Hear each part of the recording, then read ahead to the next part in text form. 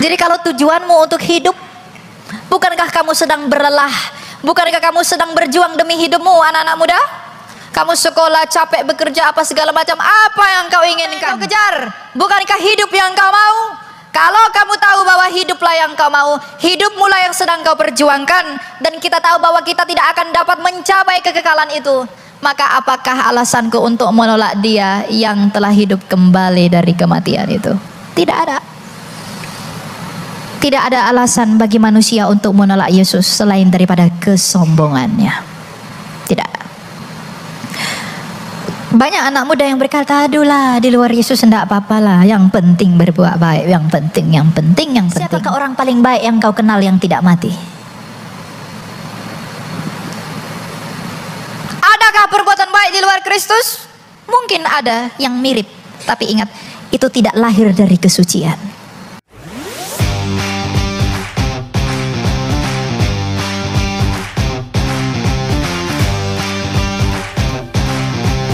Shalom, selamat siang. Perkenalkan, nama saya Elia dan saya berumur 21 tahun. Seperti yang Anda lihat, saya masih kecil, ya. Oke. Nah, sekarang kita akan belajar firman Tuhan. Saya di sini ada 2 sesi. Sesi yang pertama ini saya akan bahas tentang mengapa orang harus percaya kepada Yesus. Sesi kedua nanti saya akan bahas tentang bagaimana mengikut Dia itu dalam pertobatan. Jadi temanya tidak sama. Dan hari ini pada sesi yang pertama bagian saya akan memukuskan kenapa orang harus percaya kepada Dia yang disebut Kristus itu. Ayatnya kita ambil dari sabda Tuhan kita sendiri dalam Yohanes 8 ayat yang ke-24.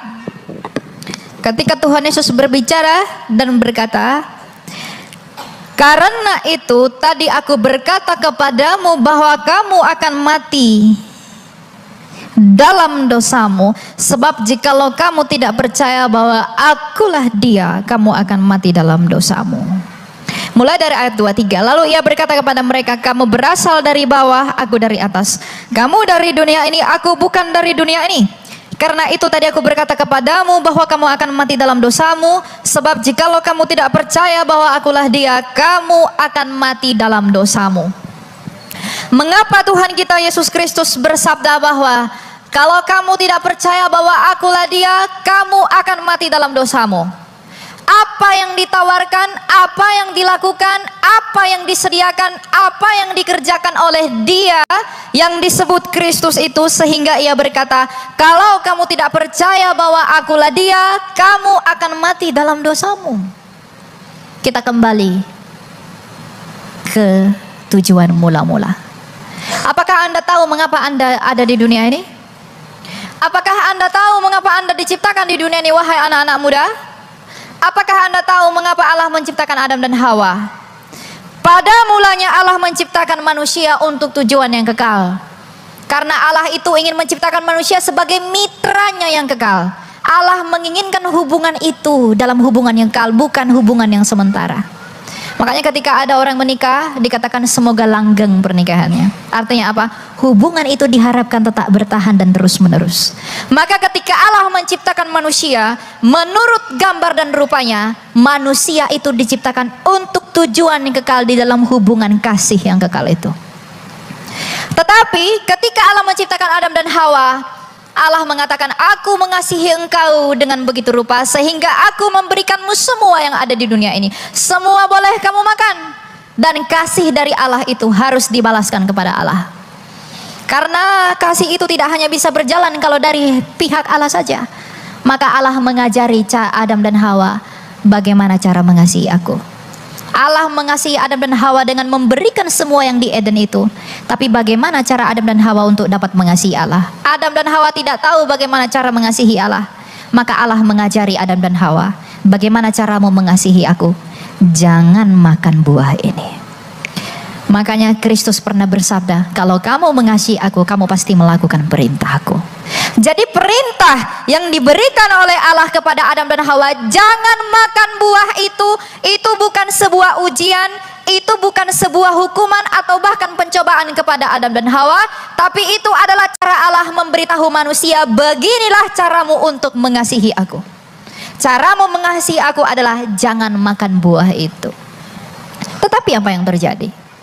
Dan ketika Tuhan mengatakan kalau kamu mau makan buah itu, kamu akan mati. Mengapa? Manusia itu disebut mati ketika dia makan buah itu. Artinya, kalau kamu gagal mengasihi aku, kamu akan terpisah dari aku sehingga kamu akan mati. Dan benar, ketika Adam dan Hawa pada akhirnya memilih untuk tidak taat, memilih untuk tidak mengasihi Allah, maka pada saat itu pun mereka terputus dari Allah. Hidupnya Allah tidak lagi menopang manusia itu, sehingga manusia itu terpisah dari hidupnya Allah. Maka manusia semakin lama semakin menua dan mati. Jadi yang membuat kita mati itu apa?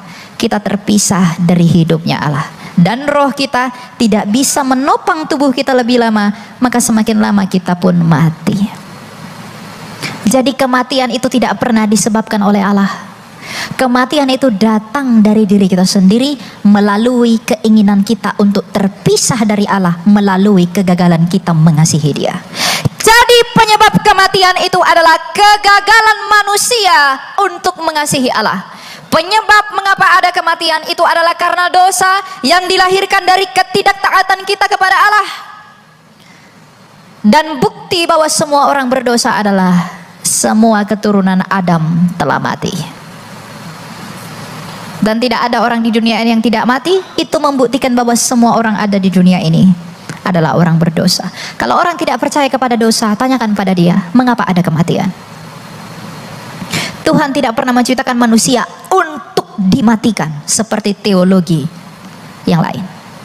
Allah menciptakan kita untuk hidup yang kekal, tetapi kegagalan kita mengasihi Dia membuat kita terpisah dari Dia sang hidup itu, sehingga kita pun mati terpisah dari Allah. Nah, ketika manusia itu jatuh dalam dosa, apa yang dijanjikan oleh Allah kepada Adam dan Hawa, Bapak Ibu? Apakah Dia menjanjikan agama untuk menyelamatkan mereka? Tidak. Apakah Dia menjanjikan kepercayaan? Tidak. Apa yang dijanjikan Allah sejak semula kepada Adam dan Hawa ketika Adam dan Hawa jatuh ke dalam dosa? Allah berjanji, keturunan perempuan ini akan meremukkan kepalamu dan engkau akan meremukkan tumitnya. Jadi yang dijanjikan Allah sejak semula adalah anak laki-laki yang akan meremukkan kepala ular, dan ular itu akan meremukkan tumitnya. Dan sejak saat itulah para nabi bernubuat tentang anak laki-laki ini akan seperti apa. Musa 1200 tahun sebelum Kristus berkata, nanti anak laki-laki itu akan datang seperti aku. Ia akan menjadi pembebas yang sangat besar. Kalau aku pembebasmu dari bangsa perbudakan Mesir, nanti yang akan datang membebaskan kamu dari perbudakan dosa.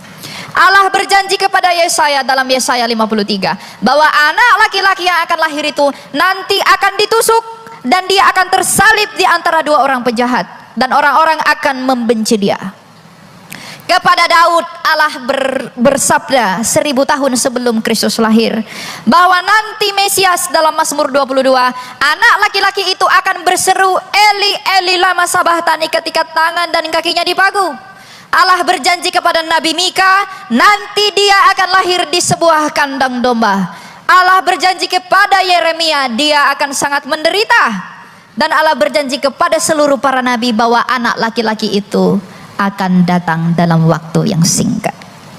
Dan 2000 tahun lalu lahirlah seorang anak yang bernama Yesus Kristus di sebuah kandang domba di Bethlehem dari seorang anak darah Maria.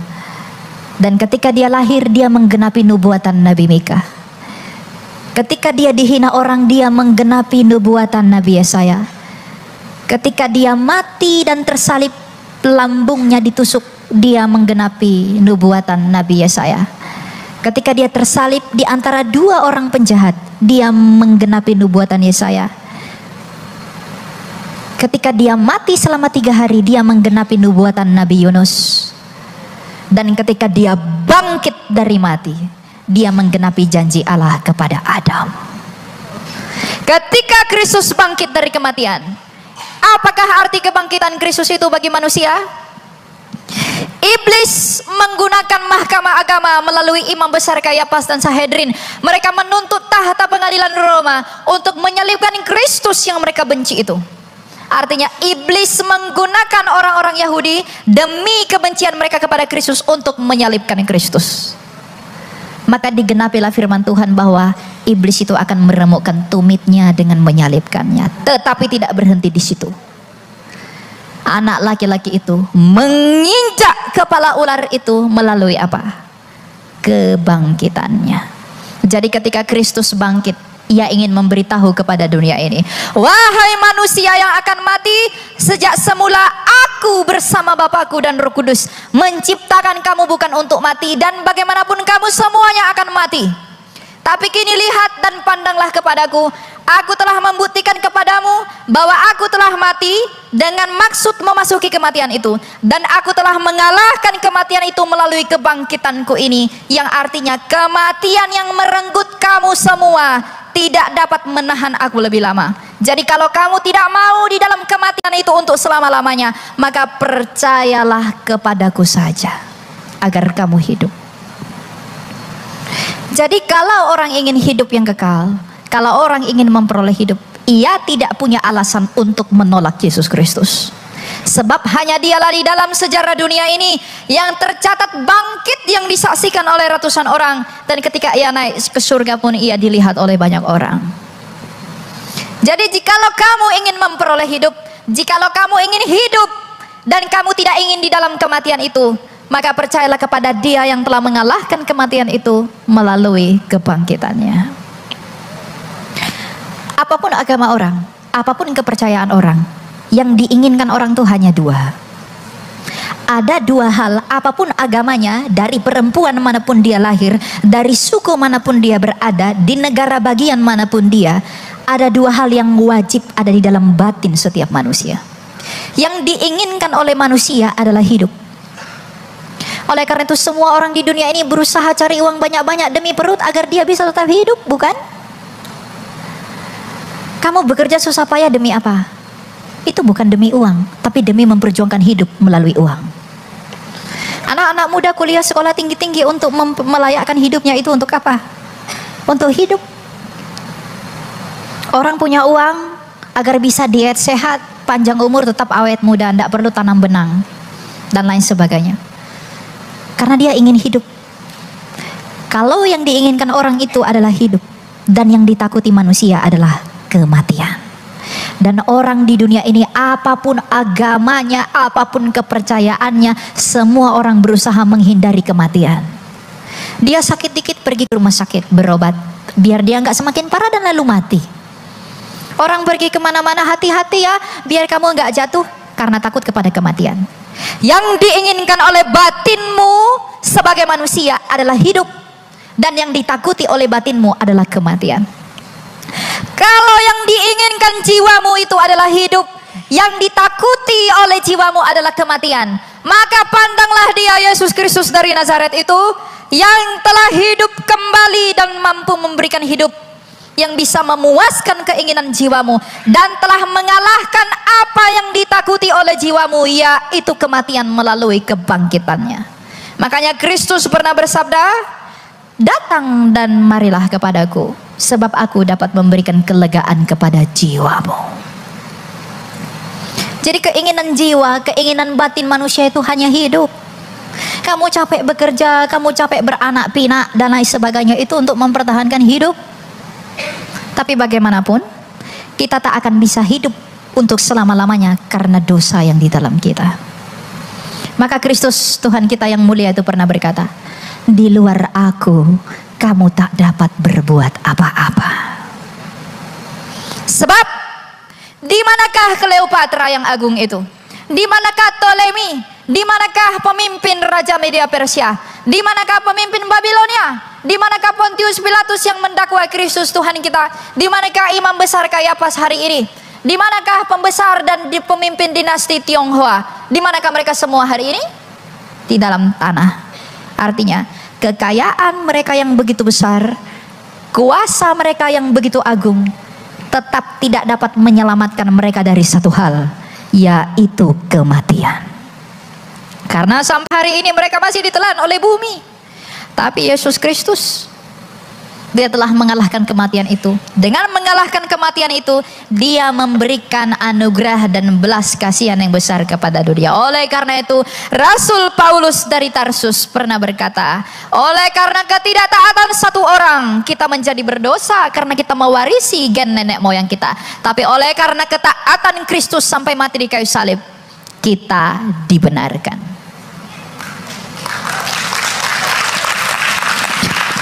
Dan yang paling penting, di awal tadi saya katakan kita jatuh ke dalam dosa karena kita gagal mengasihi Allah. Taatnya Kristus mati di kayu salib adalah tanda kasihnya yang berhasil. Artinya kasih Kristus ketika disalib itu, dia sampai mau mati di salib. Dia berkata, aku datang untuk bukan melakukan kehendakku tapi melakukan kehendak Bapakku. Ketika Kristus rela mati sampai di kayu salib, itu untuk membuktikan kegagalanmu mengasihi dia digantikan oleh keberhasilan dia mengasihi Bapaknya. Oleh karena itu, wahai manusia, kamu tak akan dapat memperoleh hidup di luar dari dirinya. Jadi kalau ada anak muda mempersatukan diri dengan orang-orang yang tidak mempercayai Kristus, menjual Yesus demi uang seperti yang tren hari-hari ini, menjual Kristus demi wanita, menjual Kristus demi pria. Apakah wanita yang kau perjuangkan itu, apakah uang yang kau perjuangkan itu, apakah pria yang kau perjuangkan itu dapat menolongmu pada hari penghakiman yang menakutkan itu? Tidak akan pernah bisa. Sebab siapakah orang kaya yang tidak mati? Siapakah orang baik yang tidak mati? Siapakah orang cantik yang tidak mati? Siapakah orang tampan yang tidak mati? Artinya, apapun yang kau miliki di dunia ini tak akan dapat menolongmu dari tawanan kematian yang mengintai kamu. Maka benarlah sabda Tuhan kita Yesus Kristus yang berkata bahwa memang kamu tak dapat berbuat apa-apa di luar aku. Jadi kalau tujuanmu untuk hidup, bukankah kamu sedang berlelah? Bukankah kamu sedang berjuang demi hidupmu, anak-anak muda? Kamu sekolah, capek, bekerja, apa segala macam. Apa yang kau inginkan? Apa yang kau kejar? Bukankah hidup yang kau mau? Kalau kamu tahu bahwa hiduplah yang kau mau, hidup mulai yang sedang kau perjuangkan, dan kita tahu bahwa kita tidak akan dapat mencapai kekekalan itu, maka apakah alasanku untuk menolak dia yang telah hidup kembali dari kematian itu? Tidak ada. Tidak ada alasan bagi manusia untuk menolak Yesus selain daripada kesombongannya. Tidak. Banyak anak muda yang berkata, adulah di luar Yesus tidak apa-apa lah, yang penting berbuat baik, yang penting. Siapakah orang paling baik yang kau kenal yang tidak mati? Adakah perbuatan baik di luar Kristus? Mungkin ada yang mirip, tapi ingat, itu tidak lahir dari kesucian. Itu lahir dari noda.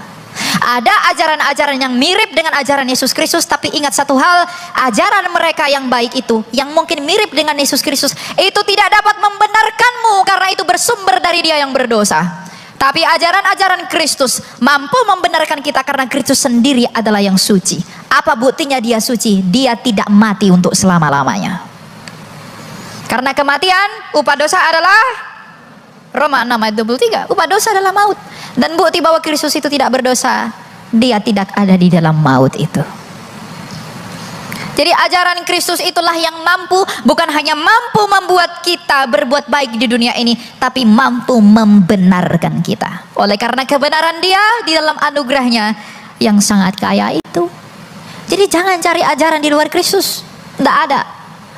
Ada yang baik mirip-mirip, hanya ada yang mirip, tapi itu tidak dapat membenarkanmu di dalam kesucian dari sumber ajaran itu. Jadi jangan lepaskan Tuhanmu.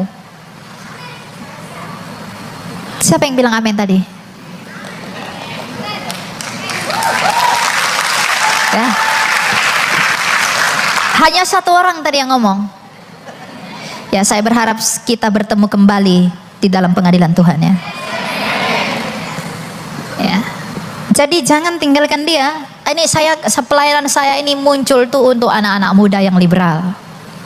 Anak-anak muda sekarang tuh banyak liberal. Ngapain saya percaya Yesus, yang lain juga ajarin yang baik? Iya. Itu cara terhalus iblis untuk menipumu. Sebab iblis pun menyamar sebagai malaikat Kalau yang baik-baik, iblis menawarmu tidak dengan muka yang menyeramkan. Dia tampan, gagah, cantik untuk menawar dan memikat hatimu. Mereka melakukan perbuatan baik di dalam maksud yang jahat. Jadi berhati-hatilah. Rasul Paulus kepada jemaat di Kolose berkata, jangan kamu mau ditawan oleh filsafat yang kosong. Ajaran sesat itu bukan ajaran yang berbeda kontras, bukan, yang mirip-mirip. Makanya barang palsu itu bukan yang beda. Artinya orinya merah dia jadi kuning, enggak. Dia tetap merah. Jadi kalau berkata bahwa di luar Yesus ada keselamatan, di luar dia ada keselamatan. Kalau Anda berani mengatakan di luar Yesus ada keselamatan, tunjukkanlah satu pribadi yang telah melakukan seperti yang Kristus lakukan itu. Yang mati dan bangkit dalam sejarah dunia. Tidak ada. Jadi ketika dia bangkit dari kematian, itu memberikan kita pengharapan yang baru. Makanya ayat Alkitab berkata, sekiranya ia tidak bangkit, maka sia-sialah kepercayaanmu. Kamu percaya kepada A, B, C, dan D, F, G, H, I, J, K, L, M, N. Kamu percaya kepada itu semua. Mampukah itu menghidupkanmu? Tidak. Karena mereka pun tak dapat menyelamatkan diri mereka sendiri. Mereka tak dapat menolong diri mereka sendiri. Jadi kalau ada orang menjual Kristus demi hal-hal yang ada di dunia ini, sungguh malang sekali. Karena mereka berpikir mereka dapat menyelamatkan diri mereka sendiri. Padahal apa yang mereka perjuangkan itu pun tak akan mereka bawa ketika mereka mati ke dalam tanah. Dalam hal ini uang, pasanganmu. Enggak ada pasanganmu yang mau ikut mati denganmu. Kau misalnya punya pacar kan? Sayangku, cintaku, aku sangat mengasihimu. Ketika kamu mati, dia enggak mau ikut mati samamu. Dia kawin lagi. Alkitab berkata orang yang cerai mati boleh kawin lagi.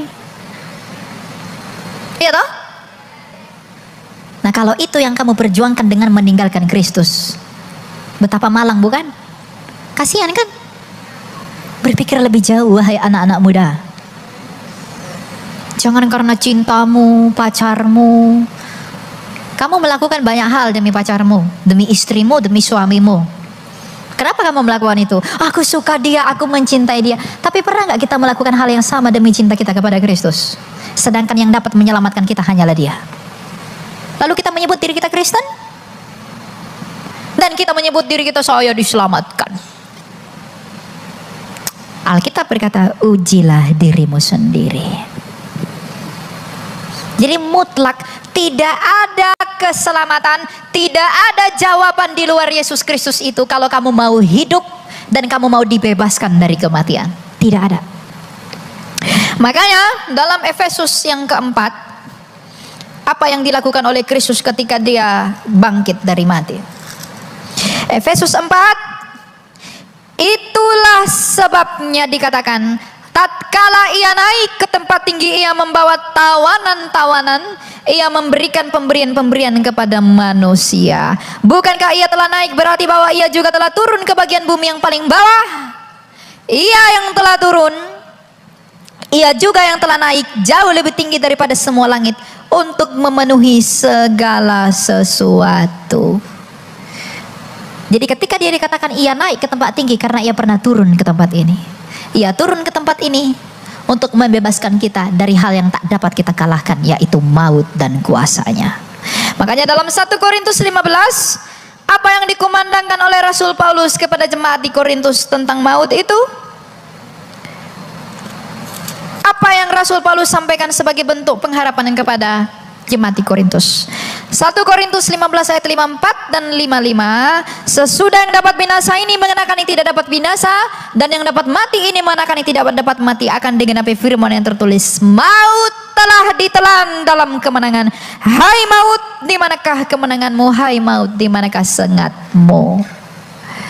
Ketika para rasul ini melihat betapa hebatnya Yesus Kristus itu mengalahkan kematian, ketika para rasul ini melihat betapa dipermalukannya kematian itu, makanya semua rasul rela mati dan tidak takut mati demi Kristus. Karena mereka telah melihat, Kristusku yang kulayani telah mengalahkan kematian. Apakah alasanku takut kepada kematian itu? Makanya Petrus ketika disalib terbalik di Roma, dia sembari menginjili sambil dicambuk-cambuk. Paulus ketika kepalanya dipenggal di Roma, dia juga sambil menginjili. Andreas, Bartolomeus dan semua rasul, mereka berkata apa? Kamu pikir aku takut mati? Tidak, karena Tuhan yang sedang kuperjuangkan dalam beritanya, dalam Injilnya, itu telah mengalahkan apa yang paling ditakuti oleh manusia, yaitu kematian. Makanya Rasul Paulus berkata, kalau hidup adalah Kristus, maka mati adalah keuntungan. Ada yang mau mati di sini? Tidak takut mati tidak sama dengan cari mati. Jadi habis dari sini jangan Anda bilang, oh Elia bilang enggak perlu takut mati, lalu Anda menabrakkan diri. Enggak boleh. Kalau hidup kita adalah Kristus itu, maka mati adalah sebuah keuntungan bagi kita. Itulah yang membedakan kita dengan orang yang di luar Kristus, Bapak Ibu. Orang di luar Kristus tak punya pengharapan setelah kematian yang pasti. Tidak ada. Tapi kita bukan hanya kepastian, tapi karena ia telah membuktikan di dalam peristiwa sejarah ini, bahwa hanya akulah yang mampu menyelamatkanmu, kata Kristus Yesus, Raja yang tak berkebinasan itu. Maka datanglah kepadaku, wahai manusia yang berdiri di tepi jurang maut kebinasaan. Kita ini semua berdiri di tepi jurang maut kebinasaan. Bergeser dikit, kita jatuh ke dalam dakwaan. Maka dia memanggil kita, wahai anak-anakku, lihatlah aku dan apa yang telah kulakukan. Maka benarlah sabdanya dia, akulah kebangkitan dan hidup. Barang siapa percaya kepadaku tidak akan mati melainkan hidup kembali. Dan dia tidak hanya omong-omong doang, dia buktikan itu. Gak mungkin rela para rasul kalau cuma Yesus ngomong begitu aja tapi dia mati lalu membusuk. Tidak mungkin para rasul rela mau mati demi Kristus. Gak mungkin. Tapi karena mereka melihat betapa ajaibnya Yesus Kristus ini, dia membuktikan semua apa yang dia ucapkan. Maka aku harus mempercayakan diriku kepada dia, karena kita tahu kita tidak mampu berbuat yang seperti dia lakukan. Inilah Injil itu. Injil adalah Evangelion, kabar baik. Kabar buruknya apa? Kematian. Kabar baiknya apa? Kehidupan. Kabar buruknya apa? Perpisahan. Kabar baiknya apa? Perdamaian. Makanya ketika Kristus mati di kayu salib, tirai yang menghalangi ruang kudus dan ruang maha kudus dirobek oleh Kristus. Artinya tidak ada lagi pemisah antara Allah dengan manusia di dalam kurban Kristus yang sempurna. Makanya kita bisa menyebut dia sebagai Bapa. Ada nggak di luar iman kita yang bisa menyebut Allah sebagai Bapa? Tidak ada. Anda diberi privilege untuk menjadi anak-anak Allah. Anak-anak Allah, kita disebut anak-anak Allah oleh karena anak tunggal Allah itu. Jadi tidak ada kekayaanmu selain daripada kemenangan Kristus itu. Tidak ada. Jadi kalaupun kamu mencari di dunia ini, carilah, tidak apa-apa. Tapi jangan kamu pernah mencari itu lebih tinggi daripada pencarianmu akan Kristus. Sebab bagaimanapun, akhir dari semua kita adalah kematian. Tapi bagaimana nasib kita setelah kematian itu ditentukan apakah aku di dalam dia atau di luar daripada dia. Dan anak-anak muda jangan bilang, aku belum sanggup berpikir ke sana dan aku belum mau, aku masih muda. Ingat, orang lebih muda dari kamu sudah mati. Banyak mati.